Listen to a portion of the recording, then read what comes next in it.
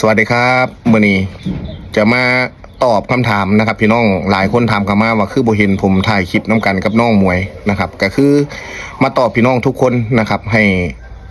รับรู้ไปพร้อมๆกันนะครับก็คือความสัมพันธ์ของผมกับน้องมวยนะครับก่อนหน้านี้ผมกับน้องก็ได้ห่างกันสักพักหนึ่งแล้วนะครับก่อนหน้านี้ส่วนความสัมพันธ์ผมกับน้องก็คือเลิกกันแล้วนะครับตอนนี้นะครับก็คือจบกันแล้วนะครับบ่ได้เกี่ยวกับมือที่สามนะครับพี่น้องบ่ได้เกี่ยวกับมือที่สามคือผมกับน้องนี่ลองได้ถอยคนละก้าวแล้วนะครับน้องก็ถอยก้าวหนึ่งผมก็ถอยก้าวหนึ่ง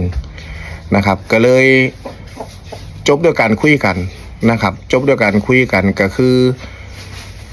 เฮาจบกันเลิกกันนะครับแต่ก็ยังหักแพงกันแบบพี่แบบน้องนะครับยังเป็นอ้ายเป็นน้องกันได้นะครับบ่ได้มีปัญหาอย่างกันนะครับบ่ได้เกลียดบ่ได้ชังกันนะครับ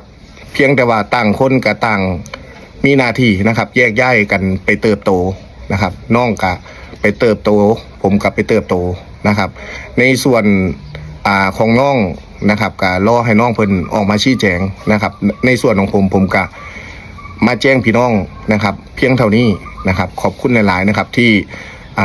พี่น้องหลายคนสอบถามเข้ามานะครับขอบคุณครับ